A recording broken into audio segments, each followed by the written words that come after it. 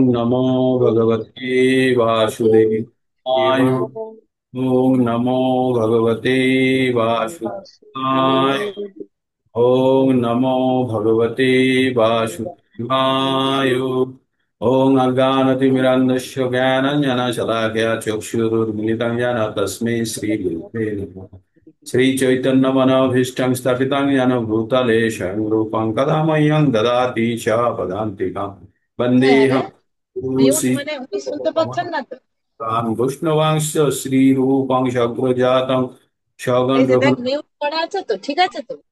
रघुद्वैतं सविभूतं परिजन चैतं कृष्ण चैतन्य देवं श्री राधा कृष्ण पादां सगं ललिता श्री विशाखान्वितं हे कृष्ण करुणा सिंधु दीन बंधु जगतपते गोपेश गोपिका कांत राधा कांत नमस्तुते तप्त कंचन गौरांगी राधे वृंदावनेश्वरी विश्वभानुसुते देवी प्रणमामि हरिप्रिये वंशाकल्पतरुभ्यश्च कृपा सिन्धुभ्यो एव च पतितानां पावनेभ्यो वैष्णवेभ्यो नमो नमः। नमो विष्णुपादाय कृष्णपृष्ठाय भूतले श्रीमते भक्तिवेदान्त स्वामी निति नामिने नमस्ते सरस्वती देवी गौरवाणी प्रचारिणे निर्विशेष शून्यवादी पाश्चात्य देश तारिणे नमो महावदनाय कृष्ण प्रेम पदायते कृष्णाय कृष्ण चैतन्य नाम्ने गौतिसे नमः। जय श्री कृष्ण चैतन्य प्रभु नित्यानंद श्री अद्वैत गदाधर शिवासादि गौर भक्त वृंद।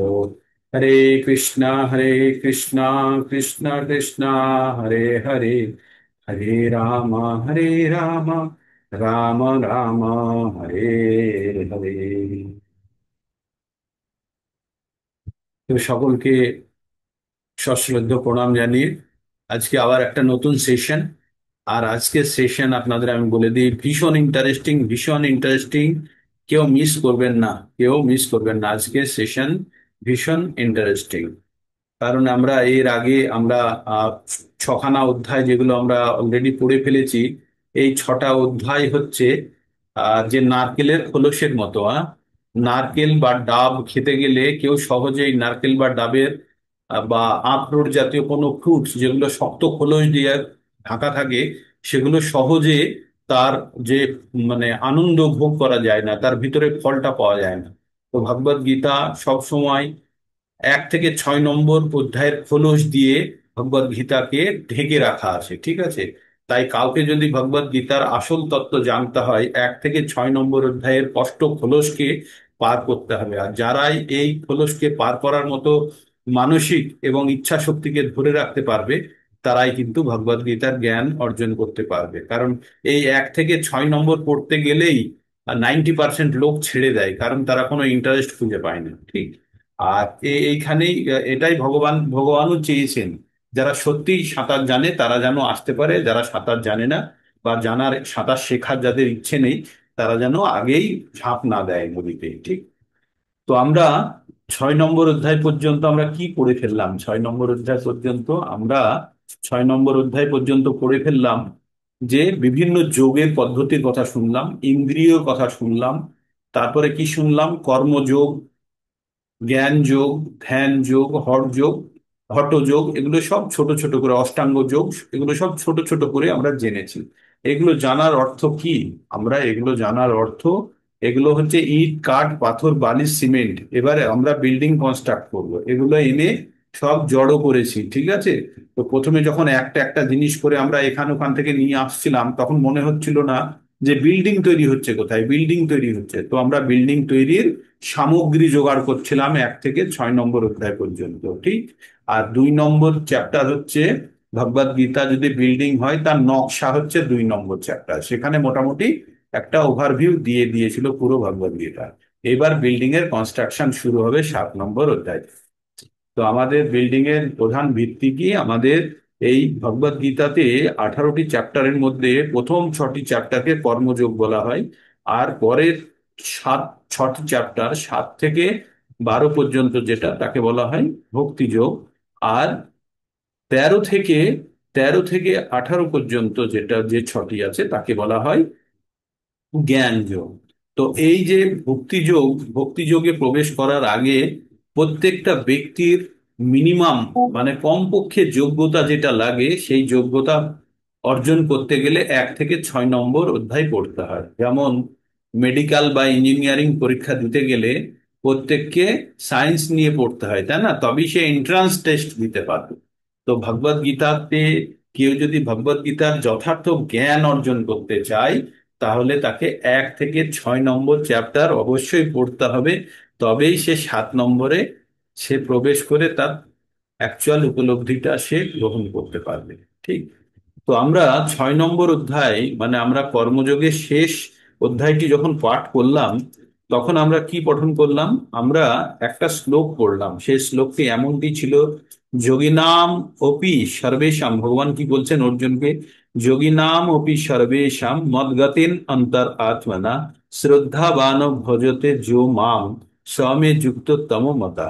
ভগবান বললেন, যিনি শ্রদ্ধা সহকারে মদগত চিত্তে, মদগত মানে ভগবানের মানে মন লাগিয়ে, মদগত চিত্তে ভগবানের ভজনা করে। খুব এই কথাটি আন্ডারলাইন করে নিন, ভজনা। যার কাছে খাতা পেন আছে তারা লিখে নেবেন, ভজনা, ভজনা কথাটি খুব গুরুত্বপূর্ণ। যারা ভজনা করেন তারা সবচেয়ে অন্তরঙ্গ ভাবে আমার সঙ্গে যুক্ত, আর তিনি যোগীদের মধ্যে শ্রেষ্ঠ। যোগীদের মধ্যে শ্রেষ্ঠকে যে ভগবানের মন প্রাণ লাগিয়ে ভগবানের ভজনা করে। এবার ভজনা কথার অর্থ আমরা এবার জানবো। এখানে ভজনা শব্দটি অত্যন্ত তাৎপর্যপূর্ণ। ভজ ধাতু থেকে এই ভজতে কথাটির উৎপত্তি হয়েছে।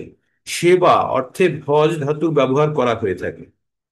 পূজা করাকে এবং পূজা করা এবং ভজনা করা দুটো এক শব্দ নয়, দুটি শব্দের অর্থ এক নয়। পূজা করার অর্থ পূজ্য ব্যক্তিকে অভিবাদন করা বা সম্মান করা, কিন্তু ভজনা করার অর্থে হচ্ছে প্রেম ও ভক্তি সহকারে সেবা করা। ঠিক। যা কেবল ভগবানের জন্যই প্রযোজ্য। পূজ্য ব্যক্তিকে অথবা দেবতাকে পুজো না করলে মানুষ কেবল শিষ্টাচারহীন বলে পরিগণিত হয়, কিন্তু ভক্তি ও ভালোবাসার সঙ্গে ভগবানের সেবা না করলে তা নিন্দনীয় অপরাধ। ভগবানের সেবা না করলে তাকে নিন্দনীয় অপরাধ। প্রতিটি জীবই ভগবানের অপরিহার্য অংশ, তাই প্রতিটি জীবের ধর্ম ভগবানের সেবা করা। তা না করার ফলেই তার অধঃপতন হয়। সমস্ত জীবের উৎস আদি পুরুষ পরমেশ্বর ভগবানের ভজনা যে করে না, তা তা কর্তব্যে অবহেলা বলে মনে করা হয়, আর সে অবধারিতভাবে ভ্রষ্ট হয়ে অধঃপতিত হয়। এখানে মানে ভয় দেখানো বা কিছু নয়, এগুলো গ্রন্থের লেখা আছে, গ্রন্থের অংশ। হ্যাঁ, শুনতে থাকুন। শ্রবণ করাটা অত্যন্ত গুরুত্বপূর্ণ। আগে এই বেদ শুনে শুনে মনে রাখা হতো, তাই বেদকে শ্রুতিও বলা হয়। তো শুনতে থাকুন, আপনারা একটু মনোযোগ দিয়ে শুনুন। সব ধরনের যোগ সাধনার চরম পরিণতি হচ্ছে ভক্তি যোগ। এই কথাগুলো আজকে কেন বলছি? কারণ আমরা আগের চ্যাপ্টারগুলো পড়ে যতটুকু জ্ঞান অর্জন করেছি তার নিষ্কর্ষ এখন বলছি। সব ধরনের যোগ সাধনার চরম পরিণতি হচ্ছে ভক্তি যোগ। অন্যান্য সমস্ত যোগের উদ্দেশ্য এবং ভক্তি যোগের মাধ্যমে ভগবত ভক্তি স্তরে উন্নীত হওয়া। আবার শুনুন, সব ধরনের যোগ সাধনার চরম পরিণতি হচ্ছে ভক্তি যোগ। বুঝতে পারলেন? অন্যান্য সমস্ত যোগের উদ্দেশ্য ভক্তি যোগের মাধ্যমে ভগবত ভক্তির স্তরে উন্নীত হওয়া। যোগ বলতে প্রকৃতপক্ষে ভক্তি যোগকেই বোঝায়, আর অন্য সমস্ত যোগ ক্রমান্বয়ে ভক্তি যোগেরই অংশ। কর্মযোগ থেকে শুরু করে ভক্তিযোগের শেষ পর্যন্ত পন্থাটি আত্মতত্ত্ব জ্ঞান লাভের সুদীর্ঘ পথ। নিষ্কাম কর্মযোগ থেকে এই পথের শুরু। তার মানে আমরা ভক্তিযোগ যেটাকে বলছি সেটা হচ্ছে সমস্ত যোগ যখন শেষ হয়ে যায় তখন ভক্তিযোগে এসে ভক্তিযোগে শুরু হয়। আর শুরু হয় কোথায় থেকে? নিষ্কাম কর্মযোগ থেকে ভক্তিযোগ শুরু হচ্ছে। কর্মযোগের মাধ্যমে যখন জ্ঞান ও বৈরাগ্য হয়, কর্ম করতে করতে কি হয়? কর্মের মাধ্যমে জ্ঞান হয়, আর জ্ঞানের পরে বৈরাগ্য উদয় হয়। সেই স্তরকে বলা হয় জ্ঞান যোগ। দৈহিক ক্রিয়াকলাপের মাধ্যমে যখন জ্ঞান যোগের সঙ্গে ধ্যান যোগকে যুক্ত করে মনকে পরমাত্মার সঙ্গে একাগ্র করার চেষ্টা করা হয় বা করা হয়, তখন তাকে বলা হয় অষ্টাঙ্গ যোগ। অষ্টাঙ্গ যোগকে অতিক্রম করে ভগবান শ্রীকৃষ্ণের শরণাগত হওয়াই ভক্তি যোগের পরিণতি। তার মানে ভক্তি যোগে যখন কেউ এসে গেছে, তার মানে ধরে নিতে হবে বাকি যোগগুলো তার কমপ্লিট মোটামুটি হয়ে গেছে। প্রকৃতপক্ষে এই ভক্তিযোগী চরম লক্ষ্য, কিন্তু পুঙ্খানুপুঙ্খভাবে ভক্তিযোগের বিশ্লেষণ করার জন্য অন্য সমস্ত যোগ সম্বন্ধে অবগত হতে হয়।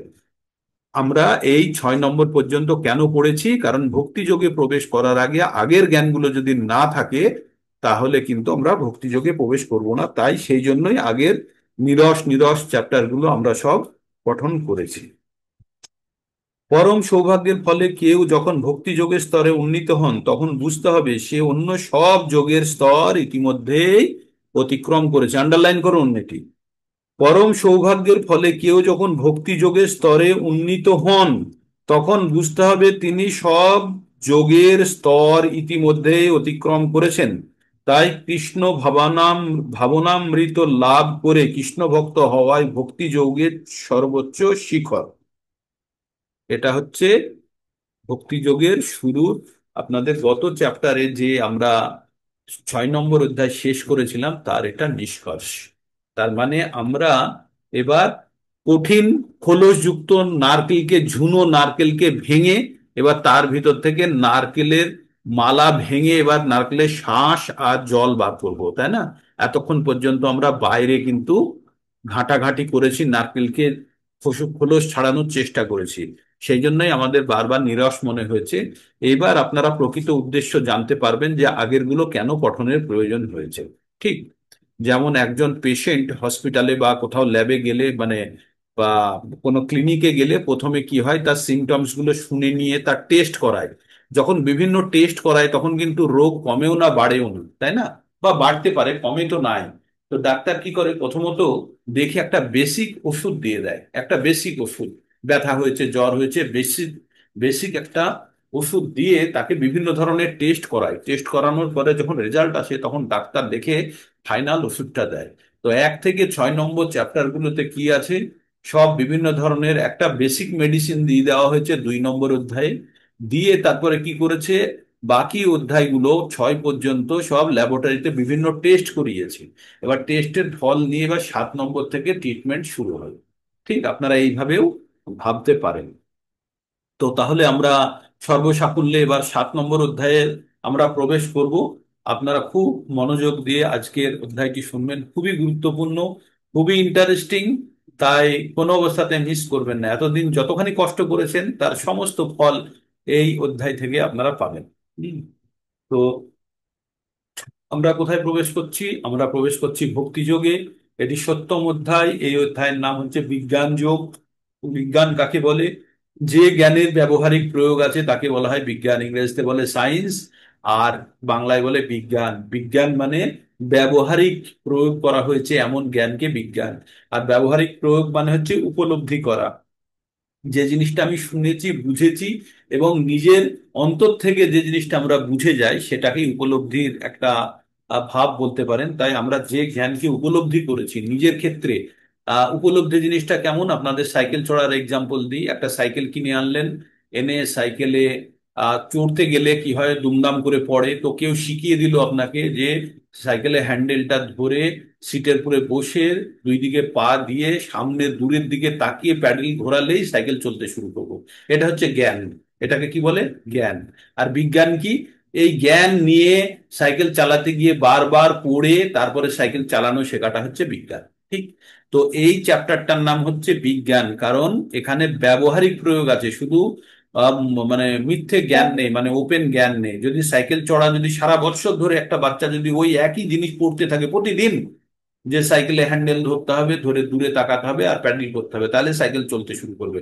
সারা জীবনও যদি সে পড়ে যায় না, তবুও সে সাইকেল চালানো শিখবে না যদি না সে ব্যবহারিক সাইকেল চালানোর চেষ্টা করে। তো ভগবদ গীতা শুধু পাঠ্য জ্ঞান নয়, এটা অনুশীলনের অংশ। তাই ভক্তি যেমন আমরা জ্ঞান অর্জন করে, সেই ভক্তির প্রয়োগকে যখন আমরা আমাদের ব্যবহারিক কাজে লাগাবো তখন সেটা হচ্ছে ভক্তির প্রকৃত জ্ঞান অর্জন। আর সেটাই আমাদেরকে আত্ম উপলব্ধির জন্য আহ চালিত করবে। তো এটা হচ্ছে বিজ্ঞান যোগ। এবার বিজ্ঞান যোগে এই অধ্যায়ে আমরা কি পড়বো? এই অধ্যায়ে কয়েকটা জিনিস পড়বো, আপনাদের সংক্ষেপে বলে দিই, তাহলে আপনাদের পরবর্তীতে যখন এগোবো তখন খুব সুবিধা হবে। ভগবান প্রথমে এই জ্ঞানের মাহাত্ম্য সম্বন্ধে একটু বলবে। তারপরে ভগবান কারা কারা ভক্তি করতে আসে তাদের সংখ্যা একটু বলবেন। তারপরে ভগবান বলবেন যে এই জড় জগৎ, জীব কিভাবে তৈরি হয়। তারপরে ভগবানের মাহাত্ম্য বলতে শুরু করবেন 7 নম্বর থেকে ওই 12 নম্বর পর্যন্ত। তারপরে ভগবানের নিজের মহিমা নিজে বলবেন।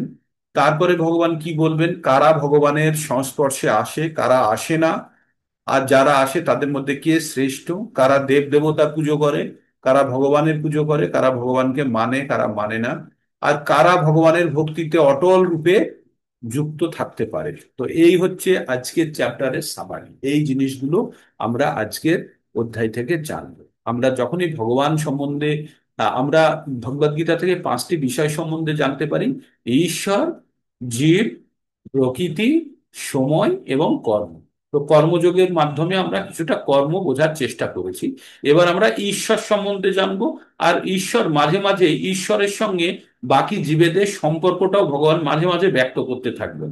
তাই মেনলি আমরা এই চ্যাপ্টার এবং 9 নম্বর চ্যাপ্টারে, 10 নম্বরে, 11 নম্বরে আমরা ঈশ্বর সম্বন্ধে জানবো। এখানে সম্পূর্ণভাবে ঈশ্বর জ্ঞানটি অর্জনের জন্য দেওয়া আছে। আর যখনই আমরা কারোর প্রতি আমাদের প্রেম হবে, প্রেম, আচ্ছা আমরা আমাদের বাহ্য ভাষায় যেটা বলি প্রেম, কারোর প্রতি আসক্তিকে আমরা প্রেম বলি না, যে ও আমার ভালো লেগেছে, আমার প্রেম হয়ে গেছে। প্রেম বলে কিছু হয় না ভৌতিক জীবনে, প্রেম বলে কিছু হয় না। যেটা হয় সেটা হচ্ছে কাম, বা সেটাকে বলছে পাওয়ার ইচ্ছা। সেটা যে কোনো কারণে, তার বুদ্ধির কারণে তার প্রতি আপনার আসক্তি হতে পারে, তার সৌন্দর্যের কারণে হতে পারে, তার ধন সম্পদের কারণে হতে পারে, কোনো একটা কারণ থাকতে হবে। তখনই হয় যেটা যুক্ত হওয়ার ইচ্ছা, সেটাকে বলা হচ্ছে কামনা, কাম। শুধু একটাই, যাকে আপনি বা কাউকে আপনি প্রেম নিবেদন নিবেদন করছেন, আর সে যদি বলে ভাগ মারবো জুতো খুলে মাথায় এক বাড়ি, সঙ্গে সঙ্গে আপনার প্রেম কিন্তু উড়ে চলে যাবে, তাই না? সেটা হচ্ছে কাম। আর বেশিরভাগই কামটা হচ্ছে দৈহিক। কিন্তু প্রেম হচ্ছে শুধু ভগবানের সঙ্গে হতে পারে। সেটা হবে অহৈতুকী আর অপ্রতিহত, অকারণে এবং নিরন্তর। এর জন্য কোনো জিনিস লাগবে না। ভগবান আমাকে 1 কেজি সোনা দিয়েছে, তাই আমি ভগবানের প্রতি অধিক কৃতজ্ঞ হয়ে গেলাম, ভগবানের প্রতি আমার প্রেম ঝরে ঝরে পড়ছে। আর ভগবান আমার বাড়িতে অঘটন ঘটিয়ে দিয়েছে, সেই জন্য ভগবানকে আমি ঝাঁটা তুলে মারতে যাবো, তা নয়। ভগবান সব সময়তেই আমাদের মানে পূজ্য, পূজ্য ব্যক্তিত্ব বা ভজনার ব্যক্তিত্ব, তাকে সবসময় আমাদের ভক্তি করতে হবে। সে আমি যে পরিস্থিতিতেই থাকি, সেটাই হচ্ছে অ্যাকচুয়ালি প্রেম ভগবানের প্রতি। কোনো কারণ ছাড়া, অহৈতুকী কোনো কারণ ছাড়া ভগবানের প্রতি আসক্তি, সেটা হচ্ছে প্রেম। তাই প্রেম শুধু ভগবানের সঙ্গে হয়। আর কাম, বাকি যেগুলো হয় আমাদের জড়জাগতিক ভালোবাসা, অমুক তমুক বলি, এগুলো সব স্বার্থের। এই একটু স্বার্থ বিঘ্নিত হলেই সম্পর্ক টং। ঠিক আছে? তো আপনারা সবাই জানেন, ব্যবহারিক জীবনেও জানেন, এটাই সত্যি। তো এবারে আমরা কি পড়তে যাচ্ছি? আমরা বিজ্ঞান যোগ পড়তে যাচ্ছি। বিজ্ঞান যোগে ভগবান কি বলছেন? ভগবান উবাচ, শ্রী ভগবান উবাচ, ময়্যাসক্ত মনা পার্থ, যোগম যুঞ্জন মদাশ্রয়, অসংশয়ং সমগ্রং মাম, যথা যাস্যসি তৎসুনু। এখানে প্রত্যেকটা শব্দ এখানে বোঝার আছে। শেষে কি বললাম? যথা যাস্যসি তৎসুনো, যেটা জানাচ্ছি সেটা শুনো, তৎসুনো। এবার আমাদের জানতে হবে যে আমাদেরকে ভগবদ গীতা শুনতে কেন বলছে, পড়তে কেন বলছে না। পড়তে তখন বই তো আর অর্জুনের সামনে তো ছেপে ভগবান বই দেয়নি, তখন ভগবান কি দিয়েছিলেন? জ্ঞান দিয়েছিলেন। তাই অর্জুনকে জ্ঞান দিয়েছিলেন। শোনো অর্জুন, তুমি শোনো, এইভাবেই অর্জুনকে বলেছিলেন। তাই ভগবান অর্জুনকেই বলছেন যে হে পার্থ, আমাতে আসক্তি চিত্ত, আমাতে আসক্ত চিত্ত হয়ে, আমাতে মন নিবেশ পূর্বক, মানে সমস্ত ভাবে তুমি আমার প্রতি লীন হয়ে যাও, আমাতে তুমি আবিষ্ট হয়ে যাও। হয়ে কি করতে হবে? যোগাভ্যাস করলে কিভাবে তুমি সমস্ত সংশয় থেকে মুক্ত হবে এবং আমাকে জানতে পারবে, তা শ্রবণ করো। এবার আপনাদের এই এক্সাম্পলটা গত 2-1টা ক্লাসে দিয়েছিলাম। আমি কি বলেছিলাম? যে একটা হাতি যখন রাস্তায় বেরিয়েছে, বেরিয়ে দাঁড়িয়ে আছে, তার পায়ের কাছে একটা পিঁপড়ে, পিঁপড়ে তার পায়ের কাছে দাঁড়িয়ে আছে। এবার পিঁপড়ে কি বুঝতে পারবে হাতিটা কি? মানে আপনি পিঁপড়ে হয়ে যান, হয়ে আপনি হাতিটাকে বোঝার চেষ্টা করুন তো, তার পায়ের একটা কোনো জায়গার কাছ থেকে পুরো হাতিটাকে আপনি অ্যাসেস করতে পারবেন, বুঝতে পারবেন হাতিটি কেমন, কি রকম দেখতে, হাতি আগা মানে সামনে থেকে পিছন থেকে কেমন ঘোরানো, কি সাইজ, মোটেই বুঝতে পারবেন না। কিন্তু হাতি যদি ব্যক্ত করে, তাহলে বুঝতে পারবেন। বুঝতে পারবেন যদি আপনার ভাষায় বলে। তাহলে হাতিকে পিঁপড়ের ভাষায় যদি হাতি ব্যাখ্যা করে, যে হাতি কেমন হয়, তাহলে পিঁপড়ে কিছুটা হলেও উপলব্ধি করতে পারবে। তাই আমরা কারোর থেকে কারোর সম্বন্ধে যখন জানবো, সেই জ্ঞান কারোর না কারোর থেকে শুনে তার সম্বন্ধে আমরা জানি। তো ভগবান সম্বন্ধে জ্ঞান অর্জন করতে গেলে ABCD কারোর থেকে আমরা শুনে জ্ঞান অর্জন করি বা পড়ে অর্জন করি। তার মানে কেউ না কেউ এই জ্ঞানটা কাউকে না কাউকে প্রথমবার তো দিয়েছে। সেটা কে দিয়েছে? সেটা ভগবান দিয়েছেন। সেই জন্য কোনো ব্যক্তি সম্বন্ধে জ্ঞান অর্জন করতে গেলে আননোন সে যদি না বলে, তার সম্বন্ধে জ্ঞান অর্জন করা খুব কঠিন। তাই ভগবান এখানে নিজে ভগবানের সম্বন্ধে ভগবান এখানে ব্যক্ত করবেন, আমাদেরকে জানাবেন। তো এই 12 নম্বর অধ্যায় পর্যন্তই ভগবান নিজের সম্বন্ধে ছোট ছোট ছোট ছোট করে বলতে থাকবেন, ঠিক? তো ভগবান তাই কি বললেন? ভগবান বললেন যে তুমি আমাতে আসক্ত চিত্ত হয়ে, আমাতে যুক্ত হয়ে, আমাতে মনোনিবেশ পূর্বক, মানে আমি যা বলছি সুন্দরভাবে সেগুলো তুমি একদম মানে যুক্ত হয়ে শুনতে হবে, এবং তুমি শোনো। আর এটা শোনার পরে তোমার আর কোনো সংশয় থাকবে না, তোমার মনের মধ্যে আর কোনো দ্বিধায় থাকবে না। অর্জুন কি বলেছিল 2 নম্বর অধ্যায়ে 7 নম্বর শ্লোকে, মনে আছে? 2 নম্বর অধ্যায়ে 7 নম্বর শ্লোকে ভগবানকে অর্জুন বলেছিল, কার্পণ্য দোষ উপহত স্বভাব পৃচ্ছামি তুম ধর্ম সম্মূঢ় চেতা যশ্রেয় সন্নিশ্রিতং ব্রূহি তন্মে শিষ্যস্তে হামসাদিমাম তাম প্রপন্নাম। বলেছিল ভগবান, আমি তোমার শিষ্য হচ্ছি, তুমি যেটা শ্রেয় সেটি তুমি আমায় বলো। আমি এখন কি কর্তব্য বিমূঢ় হয়ে গেছে, আমি বুঝতে পারছি না আমার কি করা উচিত আর কি করা উচিত নয়। ঠিক এই কথাই ভগবানকে অর্জুন বলে অর্জুন ভগবানের কাছে সমর্পণ করেছিলেন। তখন অর্জুনের মনের মধ্যে বিভিন্ন সংশয় ছিল। সেই জন্য ভগবান এই কথাটি বারবার উল্লেখ করছে, সংশয়। অর্জুন, তুমি যে জন্যে তুমি যুদ্ধ করতে পারছো না, সেই সংশয় তোমার দূর হবে। তুমি আমাকে যদি তুমি শুনতে পারো, তাহলে তুমি সংশয় মুক্ত হয়ে আমাকে জানতে পারবে, তা তুমি শ্রবণ করো। ঠিক। এবার 2 নম্বর শ্লোকে ভগবান বলছে কি শ্রবণ করবে। ভগবান বলছে এবার এটা কি, যে জিনিসটা শ্রবণ করবে সেটা কি বলছে, জ্ঞানং তেহং সবিজ্ঞানিদম বক্ষ্যামি অশেষত জ্ঞাতা নেহ ভূয় অন্যাৎ জ্ঞাতব্যম অবশিষ্যতে। ভগবান বললেন যে জ্ঞানং তেহং সবিজ্ঞানিদম বক্ষ্যাম্য অশেষত, বলছে আমি তোমাকে এই বিজ্ঞান সম্বন্ধিত এই জ্ঞানের কথা বলবো, সম্পূর্ণরূপে বলবো, যা জেনে তোমার আর কিছু জানা অবশিষ্ট থাকবে না। মানে সম্পূর্ণ জ্ঞান তোমাকে আমি দেবো। এটা জানার পরে তোমার আর ভূয় মানে পুনরায় অন্যাৎ আর অন্য জ্ঞান, অন্য জ্ঞাতব্যম, অন্য কিছু জানার অবশিষ্টতে মানে বাকি থাকবে না। তাই ভগবান বললেন তোমাকে আমি এখন সম্পূর্ণ জ্ঞানের কথা বলবো, যা শোনার পরে তোমার আর কিছু জানা বাকি থাকবে না। তো এটা জ্ঞানটা কি জ্ঞান দেবে সেটা এখনো দিতে শুরু করেনি। এবার জ্ঞানের প্রথম কথাটি যেটা বলতে যাচ্ছে, ভগবান বলছে মনুষ্য নাম সহস্রেষু কশ্চিৎ যততি সিদ্ধয়ে যততি মাপি সিদ্ধ নাম কশ্চিন্মান ব্যক্তি তত্ত্বতঃ। যারা নোট করছেন তারা এই শ্লোকটি নোট করে নেবেন, এটি অত্যন্ত গুরুত্বপূর্ণ। কি বলছে এই মানুষদের সম্বন্ধে এবার ভগবান বলছে, মনুষ্য নাম সহস্রেষু মানে হাজার হাজার মানুষের মধ্যে, মনুষ্যনাং সহস্রেষু কশ্চিৎ মানে কেউ, যততি সিদ্ধয়ে মানে ভগবানের প্রতি যত্নশীল হয়, এই হাজার হাজার মানুষের মধ্যে কেউ একজন ভগবানকে জানার জন্য যত্নশীল হোক। যততই মাপি সিদ্ধ নাম, যতজন এই ভগবানকে জানার জন্য ইচ্ছা প্রকাশ করেছে, মানে হাজার হাজারের মধ্যে থেকে কয়েকজন ভগবানকে জানার জন্য চেষ্টা করলো, এই রকম যারা জানার চেষ্টা করছে, এই রকম হাজার হাজারের মধ্যে থেকে কেউ একজন ভগবানকে তত্ত্বগতভাবে জানতে পারে। এবার বুঝতে পেরেছেন আপনারা কোথায় আছেন আর কতজনের মধ্যে আপনারা সিডেড মানে আপনারা বাছাই করা। তো তাই এখানে জানতে হবে যে হাজার হাজার মানুষের মধ্যে, হাজার হাজার মানুষের মধ্যে কেউ একজন ভগবানকে জানার চেষ্টা করে। আর এই চেষ্টা করা হাজার হাজার চেষ্টা করা ব্যক্তিদের মধ্যে কেউ একজনকে ভগবানকে সঠিকভাবে জানে। তাহলে সংখ্যা কত হলো? মোটামুটি 10 লাখে একজন। তো আপনারা কখনো নিরুৎসাহিত হবেন না যখন আপনি কাউকে বলছেন যে ভগবদ গীতা আমাদের ওখানে ক্লাস হয়, চল না, ভালো লাগে, শুনলে আমাদের লাভ হবে। ও বলবে, "আর শুনে কি লাভ, এই তো দিব্যি চলছি, খাচ্ছি দাচ্ছি, জীবনের উদ্দেশ্য হচ্ছে জীবনকে ভোগ করা, তাই ভোগ করছি, ভগবান সবকিছু দিয়েছে, আর কি চাই বাস।" তো সবাই এই কথাই বলবে, কারণ তাদেরও ব্যাখ্যা আছে, তারা কারা তাদের ব্যাখ্যা আছে। তাদেরকে বলা হয় মায়া অপহৃত জ্ঞানা, যাদের ভৌতিক জগৎ যাদের জ্ঞানকে অপহরণ করে নিয়েছে তাদেরকে বলা হয় মায়া অপহৃত জ্ঞানা। তাদের জ্ঞান আছে কিন্তু তাদের জ্ঞানকে কেউ চাদর দিয়ে ঢেকে দিয়েছে। হ্যাঁ, তো এই এই হচ্ছে, তাহলে হাজার হাজার মানুষের মধ্যে কেউ একজন ভগবানকে জানার চেষ্টা করবে। আর যারা জানার চেষ্টা করছে বা ভগবানের প্রতি ভক্তি করার চেষ্টা করছে, এইরকম হাজার হাজার মানুষের মধ্যে থেকে কেউ একজনকে ভগবানকে তত্ত্বগতভাবে জানবে। এবার মজার কথা হলো, ভগবানকে তত্ত্বগতভাবে জানলে কি হয় জানেন? 4 নম্বর অধ্যায়ের 9 নম্বর শ্লোক আমরা পড়ে চলে এসেছি। জন্ম কর্ম চ মে দিব্যম এবং যো বেত্তি তত্ত্বতঃ, সেই তত্ত্বত বেত্তি তত্ত্বতঃ তক্তা দেহং পুনর্জন্ম নৈতি মামেতি স অর্জুন। হে অর্জুন, আমার জন্ম এবং কর্ম অত্যন্ত দিব্য, এবং এটি যে জেনে গেছে, তত্ত্বগতভাবে যে জেনে গেছে, তাকে দেহত্যাগ করার পরে পুনরায় তাকে আর জন্মগ্রহণ করতে হয় না। তখন কি পেয়ে যায় সে? Spiritual body. আর স্পিরিচুয়াল বডি যেটা হচ্ছে, সেটা দিয়ে আপনি যা চাইবেন তাই করতে পারবেন। মানে স্পিরিচুয়াল বডি হচ্ছে এমন একটা শরীর যেটাতে কোনো বাঁধনের মধ্যেও বাঁধা নেই, তার কোনো কষ্ট নেই, দুঃখ নেই।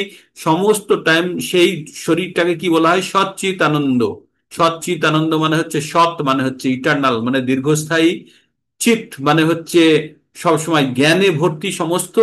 আর তারপর হচ্ছে আনন্দ, সব সময় সে আনন্দে থাকে। ঠিক, তার মধ্যে কোনো দুঃখ বা কোনো জ্বালা যন্ত্রণা প্রবেশ করার কোনো প্রশ্ন নেই। এটি হচ্ছে আত্মার বৈশিষ্ট্য। আর আত্মা যখন সচ্চিত আনন্দ শরীর ধারণ করে বা স্পিরিচুয়াল বডি ধারণ করে বা আধ্যাত্মিক শরীর ধারণ করে, তখন তখন আর এই জড় জগতের শরীরের মতো কষ্ট নেই। আমাদের এই শরীর যেমন বুড়ো হয়, আমরা আবার হয়ে যায়, জরা ব্যাধি, মৃত্যুবরণ করি, এই 4টে স্টেজের মধ্যে যায়, জন্ম মৃত্যু জরা ব্যাধি, সেসব কিচ্ছু নেই সেখানে। ঠিক, তো আমরা সেগুলো পড়বো, আস্তে আস্তে পড়বো। তো তাই বললো হাজার হাজার মানুষের মধ্যে, তাহলে ভগবান ভক্তি কারা করে? ভগবান ভক্তির পথে কারা আছে আসে? হাজার হাজার মানুষের মধ্যে কারো ভগবানকে জানার ইচ্ছা হয়, আর যাদের ইচ্ছে হয় তাদের মধ্যে থেকে, হাজার হাজার মানুষের মধ্যে থেকে কয়েকজন মাত্র, কশ্চিৎ মানে কয়েকজন মাত্র জানতে পারে যে ভগবানকে তত্ত্বগত ভাবে, আর তারাই জীবনের পরম সিদ্ধি লাভ করতে পারে। তাহলে আপনারা ভাবতে পারছেন আপনারা কতখানি লাকি বা আপনারা কতখানি ভাগ্যবান, যারা সত্যি ভগবানকে জানার চেষ্টা করছেন। নিজেদেরকে একবার ভেবে দেখবেন, সত্যি ভাববেন যে হাজার হাজার মানুষের মধ্যে থেকে আপনি কতজন মানুষের মধ্যে থেকে আপনি বাছাই করা একজন, যে আজকে ভগবানের জ্ঞান শোনার জন্য আপনি তৈরি হয়েছেন। ঠিক, এতদূর পর্যন্ত ভগবান ইন্ট্রোডাকশন দিল। এবার জ্ঞানের পর্যায়ে ভগবান ঢুকছেন। ভগবান কি বলছেন? ভূমি অপ নল বায়ু খং মন বুদ্ধি রে বচ অহংকার ইতিমে ভিন্না প্রকৃতির অষ্টধা। তো ভগবান কি বললেন? 4টে জিনিস, 5টা জিনিস বললেন। ভূমি মানে হচ্ছে মাটি, অপ মানে হচ্ছে জল, অনল মানে হচ্ছে আগুন, বায়ু মানে বায়ু আমরা জানি, আর খং মানে হচ্ছে আকাশ। এই 5টি তত্ত্ব দিয়ে আমার যে কোনো, এই পঞ্চতত্ত্ব দিয়ে যে কোনো জড় বস্তু তৈরি হয়। কি কি দিয়ে তৈরি হয়? মাটি, জল, অগ্নি, বায়ু আর আকাশ। এখানে বলছে ভূমি অপ নল বায়ু খং মন বুদ্ধির এই বচন। আর 3টে জিনিস আছে, সেই 3টে কি কি? অহংকার ইতিহামে ভিন্না প্রকৃতির অষ্টদা। প্রকৃতির 8টা জিনিস দিয়ে এই মানব শরীর তৈরি। কি কি 8টা জিনিস? প্রাথমিকভাবে 8টা জেনে রাখুন। 8টা হচ্ছে মাটি, জল, বায়ু, অগ্নি আর আকাশ, মন, বুদ্ধি আর অহংকার। এই 8টা জিনিস দিয়ে একটা মানব বা একটা জীব তৈরি হয়। এই 8টা জিনিসকে কি বলা হয়? এটাকে বলা হয় অপরা শক্তি। ভগবানের অপরা, নিকৃষ্ট শক্তি। ভগবানের 3টে শক্তি হয়। একটা হচ্ছে ভগবানের অন্তরঙ্গা শক্তি, আর একটা হচ্ছে বহিরঙ্গা শক্তি, আর একটা হচ্ছে তথস্থ শক্তি, তটস্থ শক্তি। তো তট হচ্ছে অন্তরঙ্গার বহিরঙ্গার মাঝখানে যেমন থাকে, সেটাকে বলা হয় তটস্থ শক্তি। তো অন্তরঙ্গা শক্তি হচ্ছে আধ্যাত্মিক শক্তি, সেটাকে বলা হয় পরাশক্তি। আর যেটা বাহ্যিক শক্তি, যে এই বহিরঙ্গা শক্তি মানে এই প্রকৃতি, এটা হচ্ছে দুর্গা দেবীর আন্ডারে। ঠিক আছে, এই আমাদের জড় প্রকৃতি হচ্ছে দুর্গা দেবীর আন্ডারে। আর আধ্যাত্মিক শক্তি হচ্ছে রাধারানীর আন্ডারে। তো ভগবানের অন্তরঙ্গা শক্তি বা আহ্লাদিনী শক্তি হচ্ছে রাধারানী, আর বহিরঙ্গা শক্তি হচ্ছে দেবী দুর্গা। এই দেবী দুর্গা এই সমস্ত জগৎ সংসারকে চালনা করেন। তাই তার নাম দুর্গা, কারণ এটি একটি দুর্গ। এই দুর্গের মধ্যে আমরা, এই জেলের মধ্যে আটকে আছি। তাই দেবী দুর্গা এই আমাদেরকে 3টে শুল দিয়ে সবসময় খোঁচাচ্ছে। 3টে শুল কি কি? আধি আত্মিক, আধি দৈবিক আর আধি ভৌতিক। এই 3টে শুল দিয়ে আমাদের সবসময় খোঁচাচ্ছে আর বলছে তুই বেরো এখান থেকে, বেরিয়ে তুই তুই যেখান থেকে এসছিস অ্যাকচুয়াল তোর যেখানে জায়গা সেখানে চলে যা। আর এটি হচ্ছে এই এই পরা প্রকৃতি। অপরা প্রকৃতি হচ্ছে এই ভৌতিক জগৎ, আর পরা প্রকৃতি হচ্ছে ভগবানের হচ্ছে আধ্যাত্মিক জগৎ। এতদূর পর্যন্ত আপনারা শুনতে থাকুন শুধু। তো ভগবান কি বললেন, ভূমি অপ নলবায়ু খং মন বুদ্ধির এ বচা অহংকার ইতি এমে ভিন্না প্রকৃতির অস্ত্র। এই আটটি জিনিস দিয়ে তাহলে মানব বা কোনো আমাদের শরীর প্রকৃতি থেকে আমাদের তৈরি হচ্ছে। ভূমি, জল, বায়ু, অগ্নি, আকাশ, মন, বুদ্ধি ও অহংকার, এই অষ্টবিধ উপাদানের দ্বারা আমার ভিন্ন প্রকৃতি তথা জড় প্রকৃতি গঠিত হচ্ছে। এটাকে বলা হয় জড় প্রকৃতি। আর আরেকটি ভগবানের প্রকৃতি, সেটা হচ্ছে চিন্ময় বা পরা প্রকৃতি বা উৎকৃষ্ট প্রকৃতি। 5 নম্বরে চলে যায়। 5 নম্বরে কি বলছে, অপরেয় মিতস্তন্নাং প্রকৃতিং বিদ্ধি মে পরাম জীবভূতাং মহাবাহো জাদয়ং জায়েদং ধার্যতে জগৎ। ভগবান কি বললেন, অপরেয় মিতস্তন্নাং প্রকৃতিং বিদ্ধি মে পরাম জীবভূতাং মহাবাহো জয়েদং ধার্যতে জগৎ। ভগবান বললেন, হে মহাবীর, হে অর্জুনকে বললেন মহাবীর, এই নিকৃষ্ট প্রকৃতি, এই আমাদের এই প্রকৃতি আটটা জিনিসকে কি বললো ভগবানের, নিকৃষ্ট প্রকৃতি ছাড়াও আমার একটা উৎকৃষ্ট প্রকৃতি আছে, সেটি চৈতন্য স্বরূপা আমাদের, সেটা হচ্ছে জীবভূতা, মানে আমাদের যে প্রাণ শক্তি সেটাই হচ্ছে ভগবানের উৎকৃষ্ট প্রকৃতি। আর সেই প্রাণ শক্তিকে কি বলছে ভগবান, সেটি হচ্ছে ভগবানের অন্তরঙ্গ শক্তি থেকে আসছে। আর সেই শক্তি থেকে সমস্ত জীব নিশ্চিত হয়ে জগৎকে ধারণ করেছে। তাহলে ভগবানের এই যে আমাদের ভূমি অপ নলবায়ু অঙ্গন বুদ্ধির এই বচন, এই আটটা জিনিস দিয়ে আমাদের যে শরীর আছে, এই শরীরের কোনো মূল্য নেই যদি এর মধ্যে ভগবানের পরাশক্তি না থাকে। ভগবানের চিন্ময় শক্তি যদি এই শরীরের মধ্যে না থাকে, তাহলে তার কোনো মূল্য নেই।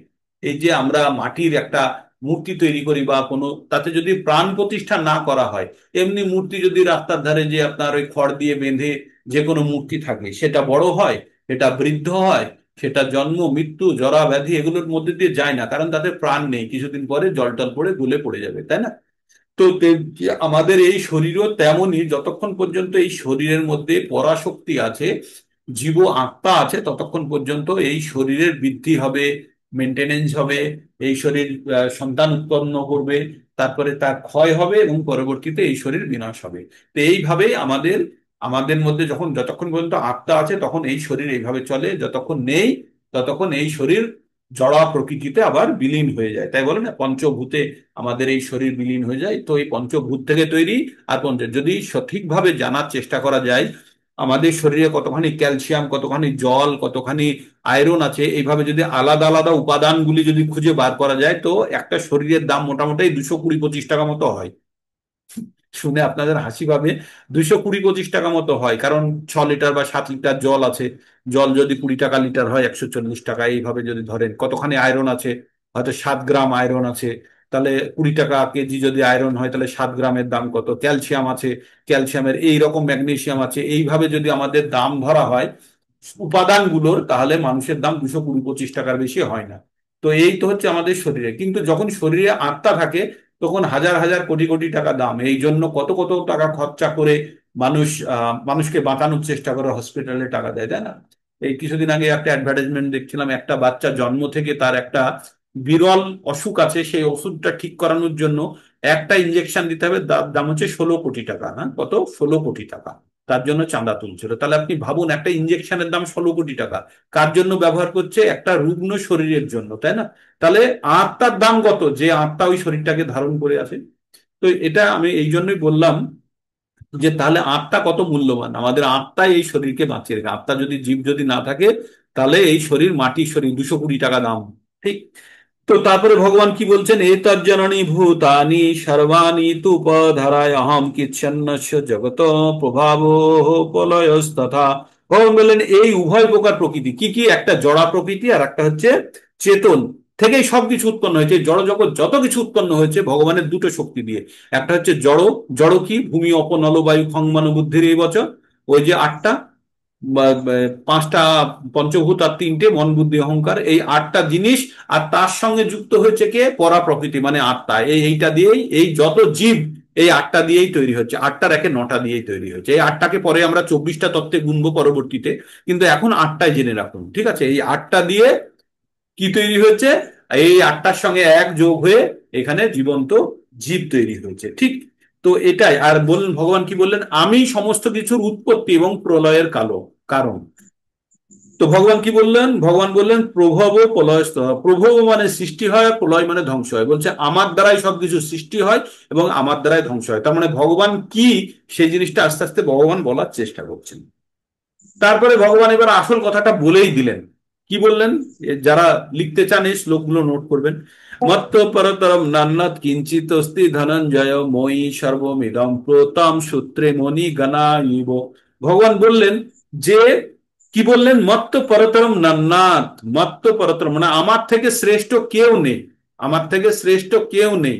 হাতিকে পিঁপড়ে বলছে, পিঁপড়েকে হাতি বলছে পিঁপড়ের ভাষায়। কি বলছে হাতি? হাতি বলছে আমার থেকে বড় এই জগতে বড় প্রাণী নেই, স্থলে আমার থেকে বড় প্রাণী নেই। এটা হাতিকে যতক্ষণ না পর্যন্ত পিঁপড়েকে হাতি যতক্ষণ বলছে, পিঁপড়ের ক্ষমতা নেই যে প্রত্যেকটা জায়গাতে খুঁজে খুঁজে দেখা হাতির থেকে বড় আর ছোট কে আছে, তাই না? তো যখন বলবে তখনই প্রকৃত জ্ঞান, এটাকে বলা হচ্ছে শব্দ প্রমাণ, একজন আরেকজনের থেকে শুনে যখন জানে। তো এখানে কি বললো? মত্ত পরতরম নান্নাত কিঞ্চিত অস্তি ধনঞ্জয় মই সর্বমিদম প্রতম সূত্রে মণিগণায়। ভগবান বললেন যে এই যে মতি, মতি যেগুলো আমরা, মতি একটা কিসে বাঁধা থাকে? যখন মতি দিয়ে একটা মালা তৈরি করা হয়, একটা সুতো থাকে তার ভিতরে। এই সুতোয় কিন্তু সব মতিগুলোকে ধরে রাখে, একটাও কিন্তু এদিক ওদিকে চলে যায় না, তাই না? মালাটা সুন্দর থাকে। কিন্তু এই সুতোটা কি দেখা যায়? যে সুতোর উপরে গাঁথা আছে, দেখা যায় না। তাই ভগবান বলছেন যে আমি সব থেকে শ্রেষ্ঠ, আমার উপরে কেউ নেই, আমার থেকে সামান্য বেশি কেউ নেই। আর এই জগৎ সংসারকে আমি ধরে রেখেছি। কিভাবে ধরে রেখেছি? যেমন মতি দিয়ে মালা বানানোর সময় সুতো দিয়ে গাঁথা হয়, কিন্তু সেই সুতো দেখা যায় না, তেমনি এই জগৎ সংসারকে আমার শক্তি দিয়ে বেঁধে রেখেছি, যদিও তোমরা শক্তিটা দেখতে পাচ্ছ না। তাই আমাদের মনে হয় না যে চাঁদ কেন পৃথিবীর গায়ে পড়ে যায় না, সূর্যের গায়ে কেন পড়ে যায় না? তখন বলবেন যে বিভিন্ন নিউটনের দেওয়া সূত্রগুলো আছে সেগুলো মেনে চলে। নিউটনের দেওয়া সূত্র দিয়ে মেনে চলে না, নিউটন ব্যাখ্যা করার চেষ্টা করেছে এই সূত্র দিয়ে। নিউটন জন্মানোর অনেক আগে থেকে আপেল নিচে পড়তো, ঠিক আছে? নিউটন না হয় বলেছে যে আপেল নিচে পড়ে, কিন্তু তার আগে থেকেই পড়তো। তো এগুলো হচ্ছে নিউটন ব্যাখ্যা করার চেষ্টা করেছে, ঠিক? তো তেমনি আমাদের জানতে হবে এগুলো সৃষ্টি করেছে ভগবান, ভগবানের নির্দেশ অনুযায়ী চলছে। এইগুলো যে যত তাড়াতাড়ি গ্রহণ করতে পারবে, ততই তার সুবিধা হবে। না হলে আমরা যে আমাদের যে সামান্য বুদ্ধি লাগিয়ে, লজিক লাগিয়ে এটাকে জানার চেষ্টা করব যে এটা হতে পারে না, কারণ আমাদের বুদ্ধির লেভেল খুব সীমিত। আমরা দেশলাইয়ের কাঠি দিয়ে এই পৃথিবী থেকে চাঁদের দূরত্ব মাপতে পারবো না, পারবো? পৃথিবী থেকে চাঁদের দূরত্ব যদি দেশলাইয়ের কাঠিকে বারে বারে ঘুরিয়ে ঘুরিয়ে ঘুরিয়ে ঘুরিয়ে ঘুরিয়ে ঘুরিয়ে মাপার চেষ্টা করি, কখনো মাপতে পারবো না। তো সেটাই আমরা বারবার চেষ্টা করি, আমাদের সামান্য থেকে সামান্যতম বুদ্ধি দিয়ে আমরা ভগবানকে বিচার করার চেষ্টা করি। একটা পিঁপড়ে একটা হাতিকে অ্যাসেস করার চেষ্টা করে যে হাতি কেমন হতে পারে, কখনোই পারবে না যতক্ষণ না পর্যন্ত হাতির মুখ থেকে পিঁপড়ের ভাষায় শুনছে। তো তাই ভগবান বলে দিলেন যে ভগবান সমস্ত জগৎ সংসারকে ধরে আছেন। তারপরে এবার ভগবান বলছেন ভগবানকে কি রূপে আমরা জানতে পারবো। বলছেন যা তুমি দেখবে তার মধ্যেই আমি আছি, তুমি ধরে নাও। কেমনটা? যেমনটা বলছেন, রস রস অহম অস্মু কম পেয় প্রভা প্রভা অস্মি শশী সূর্যয় প্রণব সর্ব বেদেশু শব্দ খেই পৌরুষং নিশু। ভগবান কি বললেন? রস অহম অস্মু, বলছে জলের রস অহম অস্মু কোনতেও, আমি জলের স্বাদ, আমি জলের স্বাদ। প্রভামস্মি শশী সূর্যয়। তো আমি কি? প্রভা অস্মি শশী সূর্যয় মানে আমি চাঁদ এবং সূর্যের আমি আলো, রশ্মি। হ্যাঁ, প্রভাবস্মি শশী সূর্যয়, আমি চাঁদ এবং সূর্যের রশ্মি। প্রণব সর্বে বেদেশু, আমি সমস্ত বেদের ওঙ্কার শব্দ। খই পৌরুষং নিশু, খেই পৌরুষং নিশু, এবং সমস্ত পুরুষের ক্ষমতা বা পৌরুষত্ব আমি, মানুষের পৌরুষত্ব আমি। তো ভগবান বললেন হে কুন্তীয়, আমি জলের রস, জলের যে স্বাদ পান, যখন জল খাবেন তখন ভাববেন এটা ভগবানের দেওয়া, ভগবানের নেচার। আপনারা যখন চন্দ্র সূর্য দেখবেন তখন ভাববেন এটা ভগবান ওদেরকে শক্তি দিয়েছে এই আলো প্রদান করার জন্য। আর বেদের যখন ওঙ্কার শব্দ শুনবেন, জানবেন ওটা ভগবানেরই ভিন্ন রূপ। আকাশের শব্দ এবং মানুষের পৌরুষ, সেটা ভগবানেরই দেওয়া, এটা ভগবানেরই রূপ। তারপরে ভগবান কি বলছেন? পুণ্যগন্ধ পৃথিবীং চ তেজস্মি বিভাষয় জীবনং সর্বভূতেষু তপস্যাস্মি তপস্বিষু। ভগবান কি বললেন? পুণ্য গন্ধা পৃথিবী, পৃথিবীর যে সুন্দর গন্ধ, সেটা পবিত্র গন্ধ, সেটা আমি। আমি অগ্নির তেজ, আমি সর্বভূতের জীবন, মানে যতগুলো জীবিত প্রাণী আছে সকলকে ভূত বলা হয়, সর্বভূতের জীবন। তপস্বীদের তপ, তপস্যা, তপস্বী যারা তপ করার যে শক্তি পায়, সেটা আমি বা আমারই দেওয়া। তারপরে ভগবান কি বলছেন শুনুন এইবার কথাটা। বীজং মাং সর্বভূতানাং বিদ্ধি পার্থ সনাতনম, বুদ্ধির বুদ্ধি মতামস্মি তেজস্বী তেজো নামায়ম। ভগবান কি বললেন? বললেন বীজ আমি, প্রত্যেকটা প্রাণীর আমি জীবনদাতা বীজ, আমি বীজ। বীজং মাং সর্বভূতানাং, প্রত্যেকটা জীবের যে প্রাণ শক্তি সেটা হচ্ছে আমার দেওয়া, আমি দিয়েছি, আমি। আমাকেই তুমি জানবে প্রাণ শক্তিকে। কি হলো? বীজ ও মাং সর্বভূতানাং, প্রত্যেকটা জীবের আমি বীজ।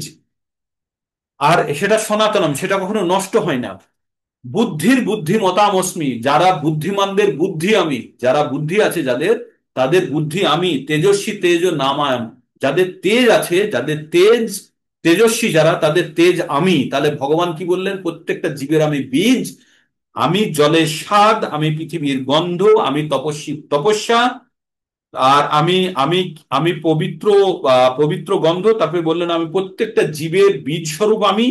আর আমাকে সনাতন তুমি জানবে, আর কি জানবে? বুদ্ধি, বুদ্ধিমানের বুদ্ধি আমি, আর তেজস্বীদের তেজ। এইভাবে ভগবান নিজেকে ব্যক্ত করার চেষ্টা করছে। তারপরে কি বললেন ভগবান? বলং বলবতাং, বলং বলবতাং চাহম কাম রাগ বিবর্জিতম ধর্ম বিরুদ্ধ ভূতেষু কাম অস্মি ভারতর স্বভাব। হে ভারত ভারত শ্রেষ্ঠ, কর্তব্য হচ্ছে দুর্বলকে রক্ষা করা। আমি, হে ভারত সর্ব, আমি বলবানের বল, আমি বলবানের কাম ও রাগ বিবর্জিত বল। কাম মানে কিছু পাওয়ার ইচ্ছা, আর রাগ মানে হচ্ছে আসক্তি। তাহলে কোনো জিনিসের প্রতি ইচ্ছা এবং পাওয়ার ইচ্ছা এবং আসক্তি বহির্ভূত বল, বিবর্জিত বল, ধর্মের অবিরোধী কামরূপে আমি প্রাণীদের মধ্যে বিরাজমান। এবার ধর্মের বিরুদ্ধে যখন কিছু হচ্ছে, তার বিরুদ্ধে লড়ার জন্য যদি শক্তি হয়, সেটা আমি। তাহলে ভগবান কি বললেন? কাম এবং আসক্তি রহিত কোন জিনিসের বল আমি, কাম এবং আসক্তি রহিত কোন জিনিসের বল আমি। আর কি আমি?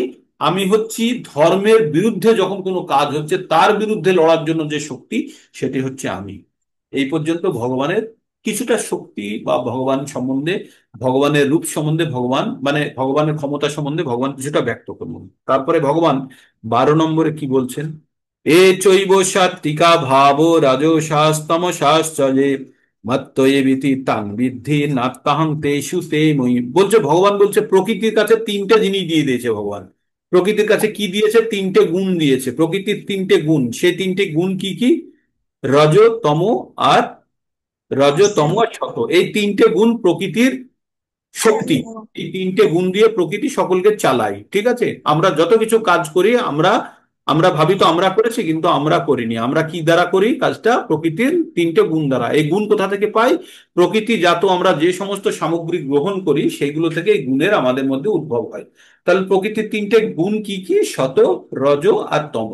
তাই বলছে এ চৈব সাত্বিকা ভাব রাজসা তামসাশ্চ যে মত্ত এবিতি তার মধ্যে নাত্তাং তেষু তেমে।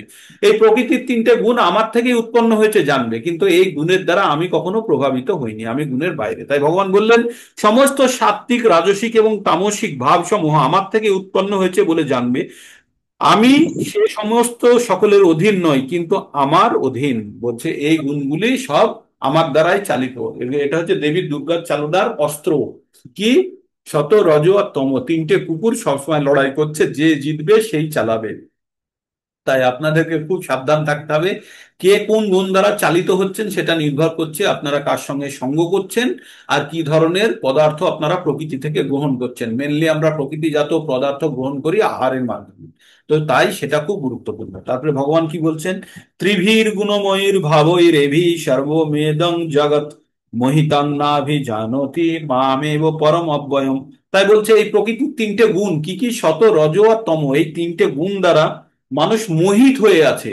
এর বাইরে মানুষ বেরোতে পারছে না, মানুষ নিজের স্বরূপ জানতে পারে না, কারণ এই প্রকৃতির তিনটে চাদর দিয়ে মানুষকে এমন ভাবে জড়িয়ে দিয়েছে, মানুষের আসল স্বরূপ জানা যায় না। হ্যাঁ, তাই না? আমরা যখন জামা কাপড় পরে, কেউ যদি বোরখা পরে নেয়, বোরখার ভিতরে কে আছে জানা যাবে? পুরুষ না নারী না ভূত না মানুষ জানা যাবে না, কারণ সমস্তটাই তার ঢাকা। তো তেমনই আমরা প্রকৃতির তিনটে গুণ দিয়ে আমরা পূর্ণভাবে আবৃত হয়ে আছি। তাই আমরা নিজেদের স্বরূপ আমরা জানতে পারি না। তাই বলছে প্রকৃতির তিনটে গুণ রজ শত আর তম দ্বারা মোহিত হওয়ার ফলে সমগ্র জগৎ এই গুণের অতীত এবং পরম অব্যয় আমাকে জানতে পারে না। ভগবান সম্বন্ধে কেউ জানতেই পারে না। ভগবানকে জানতে গেলে যে তাকে মুক্ত আত্মা হতে হবে বা আত্মার এই তিনটে গুণের বাইরে বেরোতে হবে, কারণ তিনটে গুণ এমন ভাবে চেপে আছে, আর আমরাও চাই না কখনো এই তিনটে গুণের বাইরে বেরোতে, তাই না?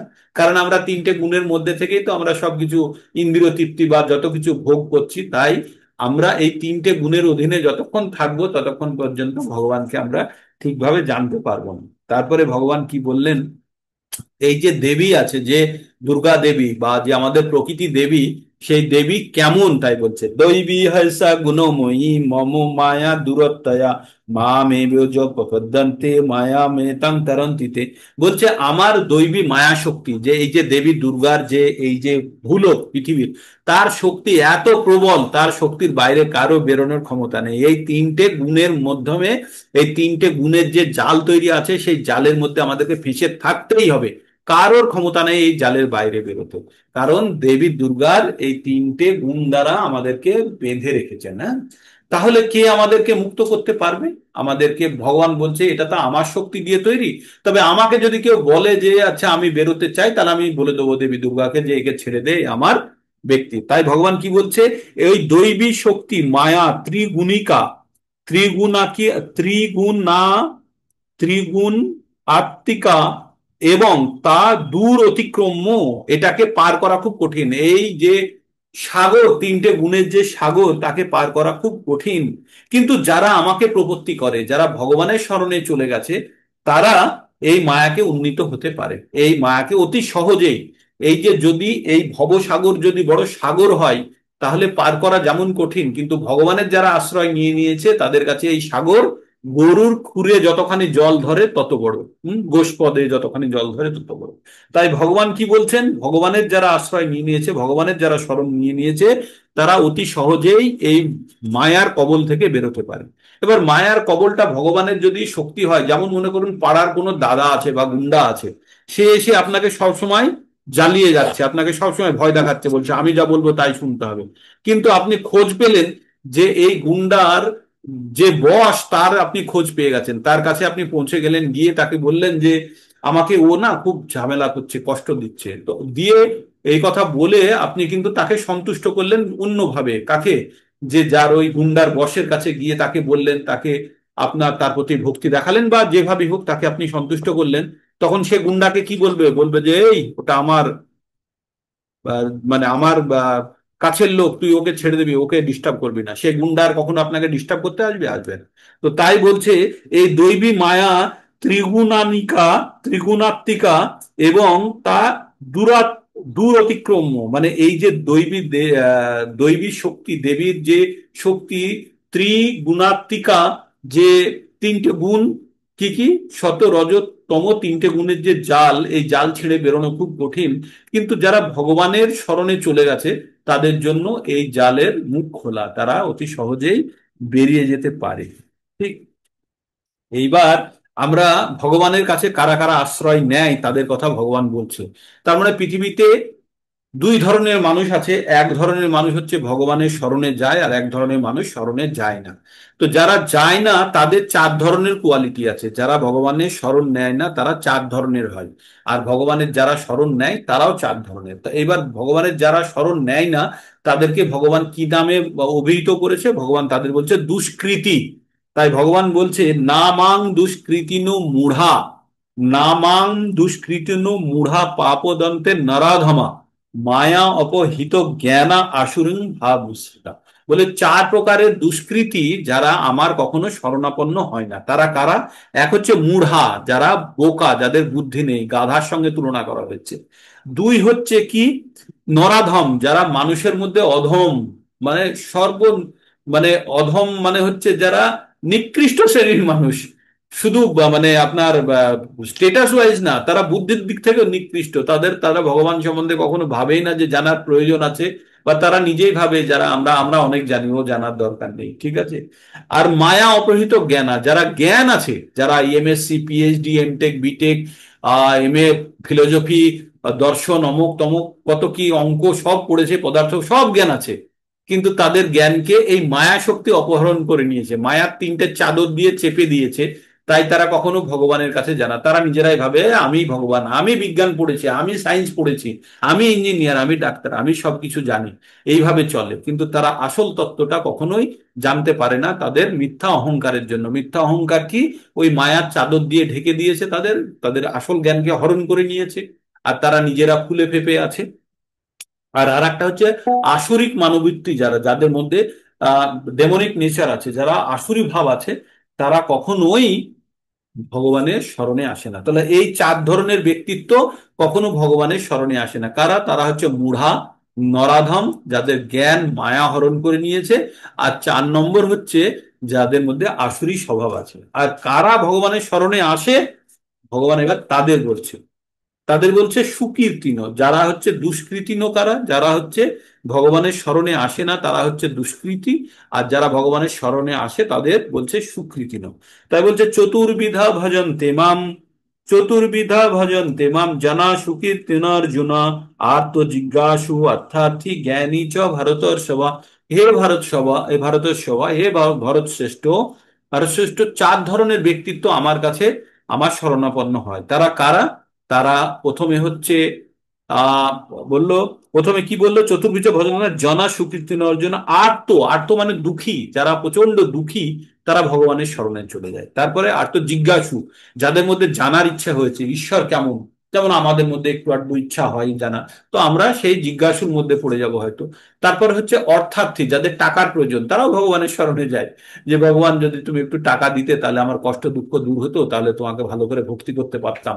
টাকা পেলে সে ভক্তি করবে কি করবে না সেটা ইমেটেরিয়াল, সেটার কোনো নেই, কিন্তু যারা টাকার প্রয়োজন তারাও ভগবানের শরণে যায়। আর কারা যায়? আর যায় আর একজন, তারা হচ্ছে জ্ঞানী, তারা সব কিছু জেনে তারপরে ভগবানের শরণে যায়। কেন যায় সেটা আমরা পরে বলবো। তো এই 2-3টে শ্লোক পরেই আছে। তো ভগবান কি বললেন? তাহলে 4 ধরনের ব্যক্তিত্ব ভগবানের শরণে যায়। তারা কারা কারা? তারা হচ্ছে আর্ত মানে দুঃখী, তারা হচ্ছে জিজ্ঞাসু, মনের মধ্যে প্রশ্ন আছে, আর 3 নম্বর হচ্ছে তারা অর্থার্থী, তাদের টাকার প্রয়োজন। আর 4র্থ নম্বর শ্রেণীর ব্যক্তিত্ব হচ্ছে যাদের প্রচন্ড জ্ঞান আছে, জ্ঞান যখন তাদের সম্পূর্ণরূপে পুষ্ট হয়েছে, তখনই সে ভগবানের স্মরণে আসে। জ্ঞান পুষ্ট হতে হবে, তবে জ্ঞান শেখার পর্যায়ে থাকলে তারা ভগবানের স্মরণে যাবে না। এই 4 ধরনের, এই কথাগুলো কে বলেছে? ভগবান বলেছে। কাকে? অর্জুনকে বলছে। এ আমার কথা না বা প্রভুপাদের কথা নয়, এগুলো হচ্ছে ভগবানের কথা। ভগবান ভগবদ গীতা পড়ে কি জানতে পারবেন? এইগুলো জানতে পারবেন যেগুলো এখন শুনছেন। তারপরে ভগবান কি বললেন? এই 4 ধরনের ব্যক্তিত্বই আমার কাছে প্রিয়, যারা ভগবানের শরণে যায় প্রত্যেকেই ভগবানের কাছে প্রিয়। কিন্তু অধিকতর প্রিয়কে সেটা এবার বলবে। তেষাং জ্ঞানী নিত্যযুক্ত এক ভক্তি বিশিষ্যতে, প্রিয় হি জ্ঞানীন অন্যর্থম অহম, অন্যর্থম অহম সচ, সচ মম প্রিয়। বললেন এই 4 প্রকার ভক্তের মধ্যে নিত্যযুক্ত, সবসময় আমাতে যুক্ত হয়ে একনিষ্ঠ তত্ত্বজ্ঞানীরাই শ্রেষ্ঠ, কেননা আমি তাদের অত্যন্ত প্রিয় এবং সেও আমার অত্যন্ত প্রিয়। জ্ঞানীরা কেন ভগবানের ভক্তি করতে যায়? সে তো সবকিছু জেনে গেছে।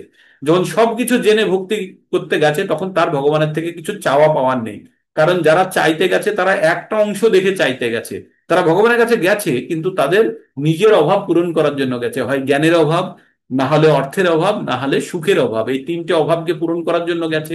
কিন্তু যে জ্ঞানী, সে সমস্ত কিছু কেন অভাব হয়, পূরণ হলে কি হবে, তারপরেও সবকিছু জেনে তারপরেও ভগবানের ভজনা করছে, তারা ভগবানের আরাধনা করছে, আর সবসময় ভগবানের সঙ্গে যুক্ত হয়ে আছে। এই সমস্ত ব্যক্তিদেরকে ভগবান কি বলছে? ভগবান বলছে তারা আমার কাছে সব থেকে প্রিয়। তারপরে ভগবান কি বলছে? উদারা সর্ব এ বৈতি জ্ঞানী তাত্মৈব মে মতম, অস্থিত সাহি যুক্তাত্মা মামেব অনুত্তমম গতিম। তারপরে বললেন এই সকল ভক্তরা সকলেই নিঃসন্দেহে মহাত্মা। যারা ভগবানের কাছে যাচ্ছে, সে যে কারণেই যাচ্ছে, তারা প্রত্যেকেই মহাত্মা। মানে আজকে যদি আপনারা যদি ভগবানের কথা শুনছেন বা সত্যি আপনাদের মনের মধ্যে ইচ্ছে আছে ভগবানের জ্ঞান অর্জন করা, তাহলে আপনারা জানবেন আপনারা বাছাই করা ব্যক্তিত্ব অত্যন্ত ভাগ্যবান। আর আপনারা মানব জীবনের সঠিক প্রয়োগ করছেন যখন ভগবানের এই পরম বাণী আপনারা শুনে উপলব্ধি করার চেষ্টা করছেন। শুনলেও তাতে লাভ আছে, কিন্তু যারা উপলব্ধি করে তারা সর্বোচ্চ লাভ গ্রহণ করে। তাই এই সকল ভক্তরা সকলেই নিঃসন্দেহে মহাত্মা, আমার তত্ত্বজ্ঞানে অধিষ্ঠিত জ্ঞানী, আমারই মতোই আত্মস্বরূপা। যখন কেউ ভগবান সম্বন্ধে প্রকৃত জ্ঞান অর্জন করে নেবে, তার মধ্যে আর ভগবানের চরিত্রের মধ্যে আমাদের তো কোনো পার্থক্য নেই, আমরা ভগবানের অনু অংশ, ভগবান বিভু মানে সমুদ্রের জল। আর একটা হোমিওপ্যাথি শিশির মধ্যে সামান্য জলের কোয়ালিটি এক, কিন্তু সমুদ্রের জল আর হোমিওপ্যাথি শিশির জলের মধ্যে আকারগত বা আয়তনগত বা ভৌতিক প্রকৃতিগত পার্থক্য আছে। সেখানে বন্যা হয়, সেখানে ঝড় হয়, সাইক্লোন হয়, ঢেউ হয়, কিন্তু হোমিওপ্যাথি শিশিতে কিছুই হয় না। কিন্তু দুটোকে যদি কেমিক্যাল ল্যাবে বিশ্লেষণ করা হবে, লবণের পরিমাণ সমান, জলে হাইড্রোজেন অক্সিজেনের পরিমাণ সমান, সবই দেখা যাবে। তাহলে গুণগত ভাবে আমরা ঈশ্বরের সঙ্গে এক, কিন্তু সংখ্যাগত ভাবে আমরা আলাদা। আমরা ঈশ্বরেরই অংশ, গুণগত তাই আমাদের মধ্যে প্রেম, দুঃখ, জ্বালা, যন্ত্রণা এগুলো ভগবানের থেকেই আমাদের মধ্যে এসেছে। মিথ্যা অহংকার, অহংকার সবই ভগবানের থেকে এসেছে। তাই ভগবান বলছে এইগুলোকে শেপ সাইজ করে নিতে পারলে তুমি আমার কাছে ফিরে আসতে পারবে। তাই বলছে যারা আমার অপ্রাকৃত সেবায় যুক্ত হয়ে সর্বোত্তম গতি স্বরূপ আমাকে লাভ করে। তো যারা ভগবানকে প্রকৃত অর্থে জ্ঞানীরা জেনে গেছে, তারা ভগবানের সেবায় যুক্ত হয়ে তারা নিঃসন্দেহে তারা মহাত্মা এবং ভগবানের তত্ত্বজ্ঞানে অধিষ্ঠিত জ্ঞানী আমার মতোই আত্মস্বরূপ এবং ভগবানের মতোই আত্মস্বরূপ এবং অপ্রকৃত সেবায় যুক্ত হয়। দেখুন, ভক্তি হচ্ছে সেবা। ভক্তি হচ্ছে সেবা। ভক্তি এমন নয় যে বই পড়ে নিলাম তিনখানা, ভগবদ গীতা পড়ে নিলাম তিনবার মুখস্থ, আমি সব শ্লোক বলতে পারি। ভক্তি নয়, ভক্তি হচ্ছে সেবা। সেবাটা কি? ভগবানের সেবা করা। ভগবানকে জানা, জেনে তার সেবা করা হচ্ছে বিজ্ঞান। ভগবান সম্বন্ধে জ্ঞান অর্জন করাটার কোনো দাম নেই যতক্ষণ না পর্যন্ত আমরা ভগবানের বিজ্ঞান পাচ্ছি। বিজ্ঞান মানে ব্যবহারিক জ্ঞান। ব্যবহারিক জ্ঞান তখনই হবে যখন সাইকেল আপনি চড়া শিখবেন। সাইকেল কিনে, সাইকেল কিভাবে চড়তে হয় সেই বই কিনে বাড়িতে সারা বছর পড়লেও সাইকেল চড়া শিখবেন না। তেমন ভগবদ গীতা কিনে, ভগবদ গীতা পড়ে, পুরো ভগবদ গীতার জ্ঞান অর্জন করে যতক্ষণ না পর্যন্ত আমরা ভক্তিতে যুক্ত হচ্ছি, ভগবানকে প্রেমময়ী সেবায় ভগবানকে যুক্ত করছি, ততক্ষণ পর্যন্ত আমাদের চরম উপলব্ধি আসবে না। তারপরে বলছে এই জ্ঞানী ব্যক্তিরা কি করে, জ্ঞানী ব্যক্তিদের কি হয়, দশা কি যারা জ্ঞানী ব্যক্তি।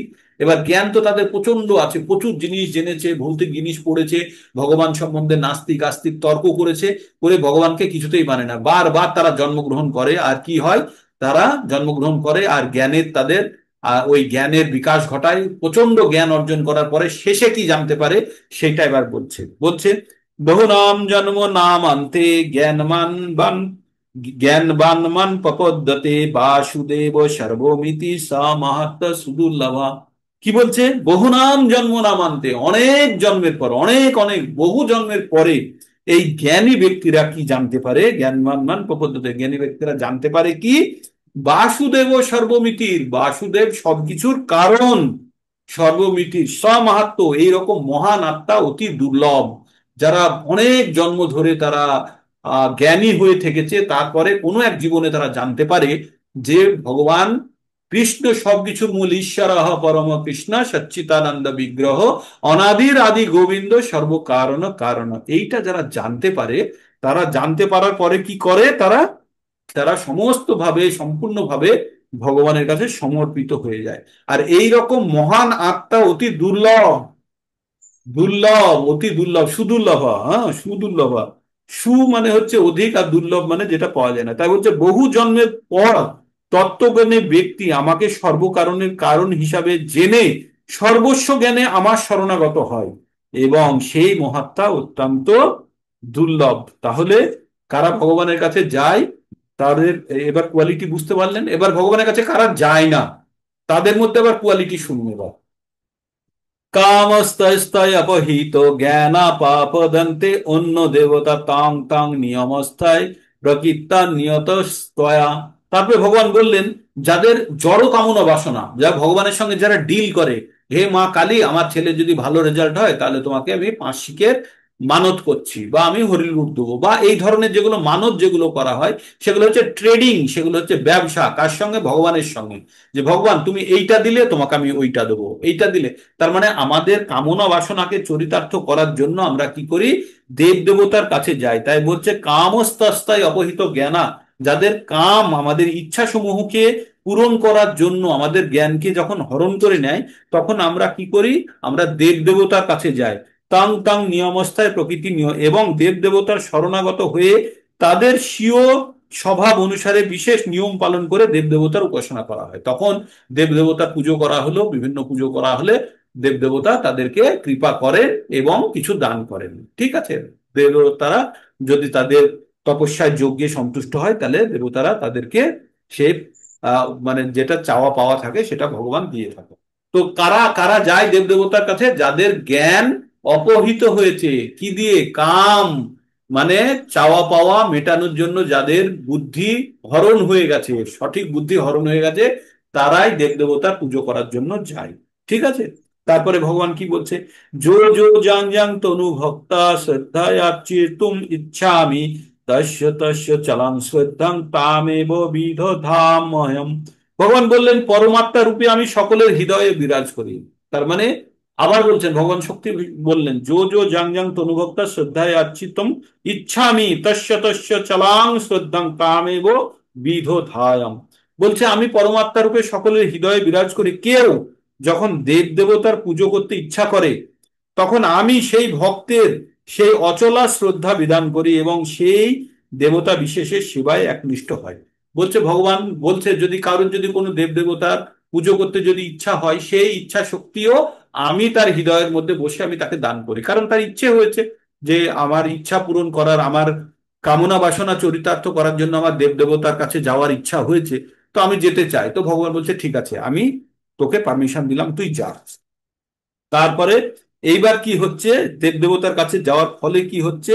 এবার সেই ব্যক্তি শ্রদ্ধালব্ধ ফল দেব দেবতার আরাধনা করে এবং সেই দেবতার কাছ থেকে আমার দ্বারাই বিহিত কাম্য বস্তু, মানে ভগবান বলছে দেব দেবতার কাছে গেল, গিয়ে যেগুলো চাইলো সেগুলো পরবর্তীতে আমি দিয়ে থাকি। হ্যাঁ, ভগবান কি বললো? সেগুলো আমি দিয়ে থাকি। তারপরে ভগবান এইবার আসল কথাটা বলে দিচ্ছে 23-এ, যে যারা এই দেব দেবতার কাছে যায় তারা কি ধরনের ব্যক্তিত্ব, তাদের কথা বলছে এবার। আর কি হয় দেব দেবতার কাছে গেলে কি হয়, তাই ভগবান বলছেন অন্তবন্তু ফলং তেষাং তৎ ভব অল্প মেধাসাম দেবান দেব যো যো ইয়ান্তি মদ্ভক্তা ইয়ান্তি মামপি। ভগবান কি বললেন? যে অন্তবন্তু ফলং তেষাং তৎ তদ তদ ভব অল্প মেধাসাম, যাদের কম বুদ্ধি সম্পন্ন ব্যক্তি, যারা যাদের মেধা কম, যাদের বুদ্ধি কম, তারা দেব দেবতা পুজো করে। শুনতে আপনাদের একটু কষ্ট লাগবে। এটা ভগবত গীতায় লেখা আছে, এগুলো আমার কথা নয় বা প্রভুপাদ ব্যাখ্যা করেনি, এই কথাটা লেখা আছে এখানে ভগবত গীতায়, অর্জুনকে ভগবান বলেছেন। তাই প্রথম শর্ত আমাদের ভগবত গীতার কি ছিল? যে ভগবত গীতা আমরা এটাকে শ্রদ্ধা সহকারে গ্রহণ করব, এর মধ্যে কি লেখা আছে। তাই এখানে কি লেখা আছে?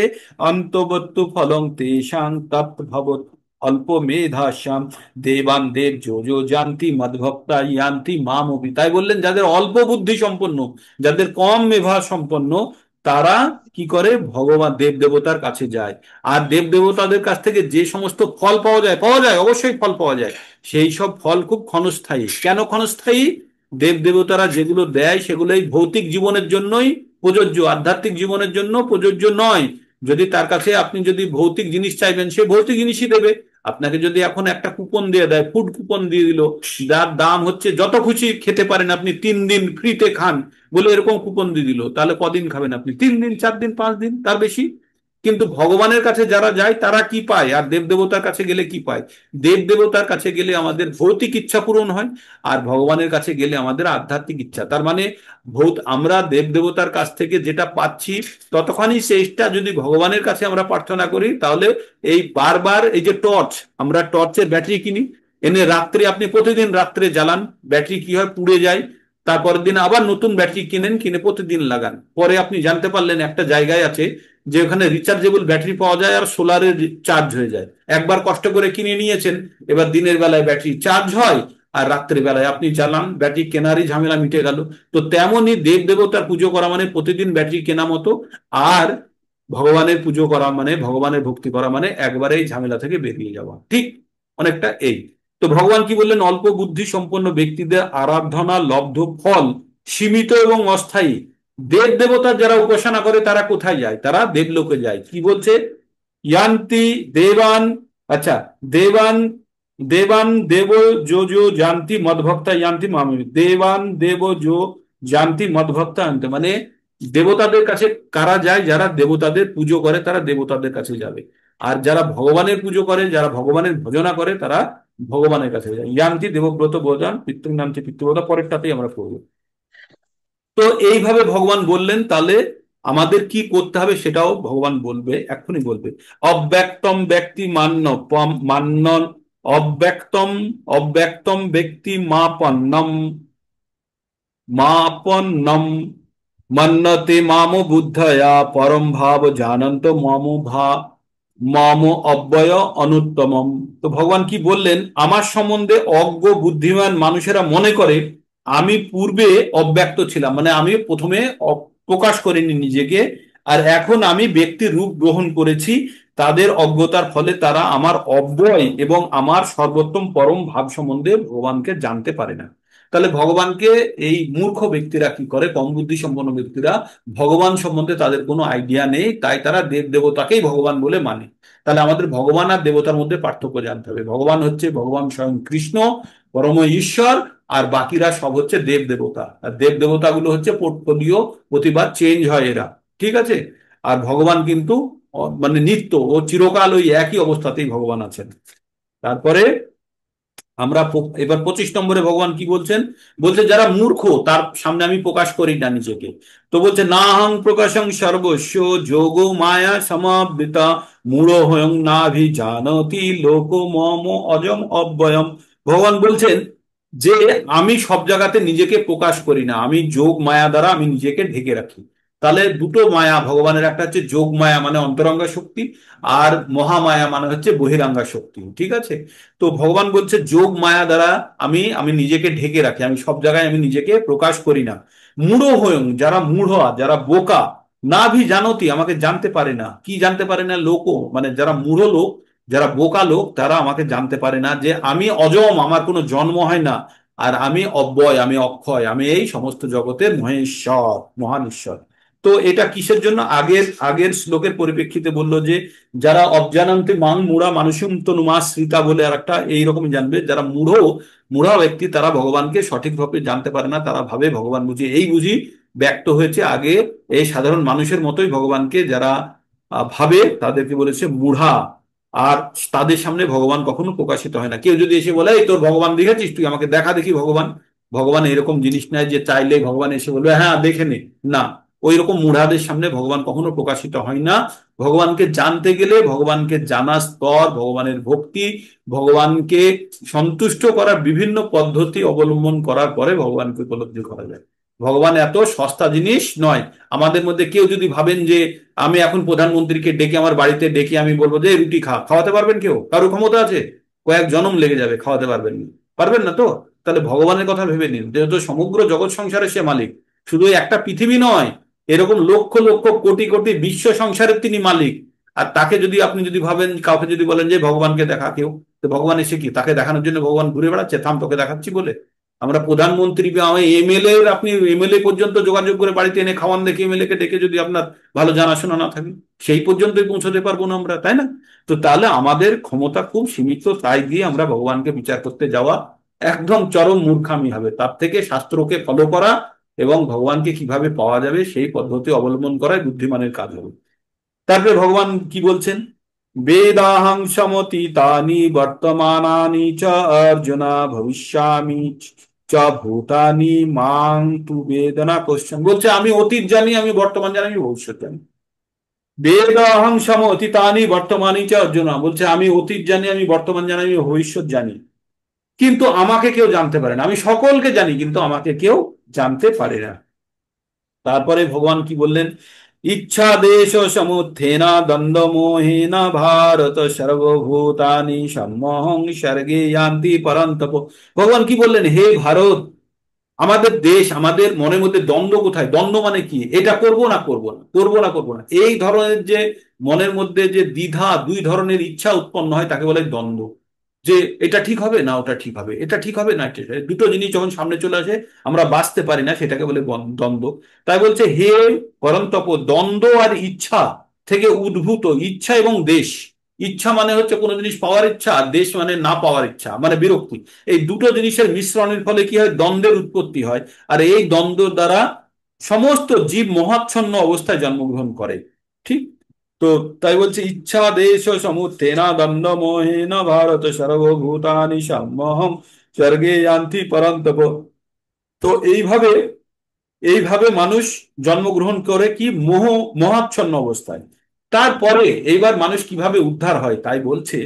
ভগবান বলছে তেষাং যেষাং তন্ত গতং পাপং জননাং পুণ্য কর্মণাং তে দ্বন্দ্বমোহর নির্মুক্তা ভজন্তে মাম দৃঢ়ব্রতা। ভজন্তে, মনে আছে ভজন্তে কথাটা ভজ ধাতু থেকে এসছে। বলছে এইভাবে যাদের সমস্ত পাপ, যে সমস্ত পুণ্যবান ব্যক্তির সমস্ত পাপ সম্পূর্ণরূপে দূরীভূত হয়েছে, দ্বন্দ্ব মোহ থেকে মুক্ত হয়েছেন, তারা নিষ্ঠার সঙ্গে আমার ভজনা করেন। তার মানে ভগবানের ভজনা করতে গেলে আপনাদের আমাদের সকলের যখন পাপ সম্পূর্ণভাবে নির্মূল হবে, তখনই আমরা ভগবানকে একনিষ্ঠ হয়ে ভগবানের ভজনা করতে পারব। তাই কি বলছে? এই শ্লোকটি নোট করে রাখুন, যারা নোট করতে, এই অধ্যায়ের অনেকগুলো গুরুত্বপূর্ণ শ্লোক আছে। যে শান্ত অন্তগতং পাপং জননাং পুণ্য কর্মণাং, এই সমস্ত পুণ্যবান ব্যক্তিদের যাদের পাপ সম্পূর্ণরূপে দূরীভূত হয়েছে, তে দ্বন্দ্ব মোহর নির্মুক্তা, তাদের দ্বন্দ্ব এবং মোহ থেকে তারা মুক্ত হয়ে গেছেন, তারাই শুধু দৃঢ় হয়ে ভগবানের ভজনা করতে পারেন। ঠিক? তারপরে ভগবান কি বলছে? যারা মরণ মোক্ষায় মামশ্রিত যজন্তি যে তে ব্রহ্ম তদ্বিদুহু কিচ্ছন্ন অধ্যাত্মং কর্ম চাখিলাম। ভগবান বললেন, কি বললেন? যে সমস্ত বুদ্ধিমান ব্যক্তিরা জরা মৃত্যু এর থেকে মুক্তি লাভের জন্য চেষ্টা করেন, তারা আমাকে আশ্রয় করে যত্ন করেন, প্রকৃতপক্ষে ব্রহ্মভূত, কেননা তারা আধ্যাত্ম তত্ত্ব এবং কর্মতত্ত্ব সম্বন্ধে সম্পূর্ণ জেনে গেছে। এইবার এই যে আমাদের চারটে প্রবলেম কি? জন্ম মৃত্যু জরা ব্যাধি। তাই বলছে জরা মরণ মোক্ষায় মামাশ্রিত যজন্তি, যে যে আমাদের আশ্রয় গ্রহণ করে, যে আমার পুজো করছে, আমার অর্চনা করছে, কিসের জন্য? জরা মরণ মানে বৃদ্ধ অবস্থা এবং মরণ অবস্থা থেকে মুক্ত হওয়ার জন্য যে চেষ্টা করছে। তে ব্রহ্ম তদ বিদেহু, তাকে তোমরা ব্রহ্ম স্থিতি অবস্থায় জানবে। কিচ্ছন্ন আধ্যাত্ম চ অখিলাম, সে পৃথিবীর কোনটা কর্ম আধ্যাত্ম যোগ আর কোনটা কর্ম, সে তত্ত্বগতভাবে সবকিছু জেনে গেছে। ঠিক? তারপরে ভগবান শেষের শ্লোকে কি বললেন? সাদি ভূতাদি, সাদি ভূতাদি দৈবং মাং সাদি যজ্ঞং চ বিদু প্রয়ন কালে চ মাং তে বিদুর যুক্ত চেতসা। ভগবান কি বললেন? যারা অভিভূত, যারা অধিভূত, অধিদৈব, অধিযোগ্য তত্ত্ব আমাকে পরমেশ্বর ভগবান বলে অবহিত, তারা আমাতে আসক্তি চিত্ত, এমনকি প্রয়াণকালে তারা আমাকে কিভাবে জানতে পারে, এই কথাটা বলে 8 নম্বর অধ্যায়ের সূচনা করে ছেড়ে দিল। কি বলল? সাধিভূতং সাধিভূতাধি আদি দৈবং মাং সা আধি যোগ্যং চ যে বিদু প্রয়াণ কালে চপি চ মাং তে বিদুর যুক্ত চেতসা। এবার বলছে যে এই আদি ভৌতিক, আদি দৈবিক, আধ্যাত্মিক, আদি যোগ্য আর মৃত্যুকালে আমাকে কিভাবে জানবে, এই এই ঘটনাটা বলে অর্জুনকে এই পয়েন্টটা অর্জুনের মুখের সামনে ছেড়ে দিল। এবার এইটা নিয়ে 8 নম্বর অধ্যায় কালকে শুরু হয়ে যাবে, এই কথাগুলো নিয়েই, যেটা আমরা 7 নম্বর অধ্যায়ে শেষ করি। এই হয়ে গেল আমাদের 7 নম্বর অধ্যায়ের সমাপ্তি। আর 7 নম্বর অধ্যায় ইন্টারেস্টিং কিনা বলুন? ভগবান সম্বন্ধে জানার জন্য এটা একটা সুযোগ যে আমরা এই 7 নম্বর অধ্যায় থেকে ভগবান সম্বন্ধে আমরা জ্ঞান অর্জন শুরু করলাম। ছোট ছোট করে ভগবান আগে বলেছে, কিন্তু 7 নম্বরে বলেছেন, তারপরে 8 নম্বরে বলবেন, তারপরে 9 নম্বরে পুরো জ্ঞান বলবেন, 10 নম্বরে তিনি আরো বলবেন, আর 11 নম্বরে তিনি ভিডিওই দেখিয়ে দেবেন, ভগবানের বিরাট রূপ দেখিয়ে দেবেন, ভগবান অ্যাকচুয়ালি কি। তো এইভাবে ভগবানের জ্ঞান আমরা পর্যায়ক্রমে জানতে শুরু করব, জানতে পারবো। তো এই ছিল আজকের ক্লাস। আজকের ক্লাস অবশ্যই আপনাদের ভালো লেগেছে আমি জানি। আগের নিরস কাজ ক্লাসগুলোর থেকে এই ক্লাসটি অত্যন্ত, মানে কিছুটা হলেও ইন্টারেস্ট জাগ্রত করেছে। যখন আমরা ভগবান সম্বন্ধে জানতে পারবো, ভগবানের জ্ঞান অর্জন করতে পারবো, স্পেশালি বিজ্ঞান যখন অর্জন করতে পারবো, তখন আমাদের আমাদের পারমার্থিক উন্নতি অবশ্যম্ভাবী। ঠিক আছে? তো আপনারা যারা যারা পারবেন একবার ক্যামেরা অন করুন, একটা স্ন্যাপশট হয়ে যাক, দেখা যাক কারা কারা অ্যাটেন্ডেন্সে আছে আজকে। হুম। আর এখন দেখছি 42 জন স্কোর দেখছি, দেখে ভালো লাগছে। তবে হিন্দি ব্যাচে দুই একজন প্রবেশ করে গেছে। ঠিক আছে, কোনো ব্যাপার নেই। তো আপনারা ক্যামেরা একবার অন করুন। আর আপনাদের ফিডব্যাক অত্যন্ত গুরুত্বপূর্ণ, কারণ আপনাদের ফিডব্যাকের উপরেই আমি পরবর্তী আমার অ্যাকশনগুলো আমি তৈরি করি, যে কোন জায়গাটায় আপনাদের অসুবিধা হচ্ছে, কোন জায়গাটায় আপনারা ঠিকভাবে বুঝতে পারছেন, সেটা আমার কাছে অত্যন্ত গুরুত্বপূর্ণ।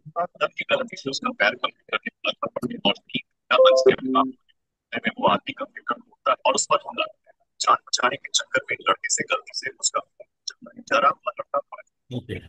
তো স্ন্যাপশট হয়ে গেছে। এবার এবার কারো কিছু থাকলে এবার বলুন। হ্যান্ড রেজ করেছেন, তাড়াতাড়ি হ্যাঁ বলুন। হরে কৃষ্ণ। হরে কৃষ্ণ হরে মাতাজি, কৃষ্ণ। বলুন মাতাজি বলুন। বলছিলাম,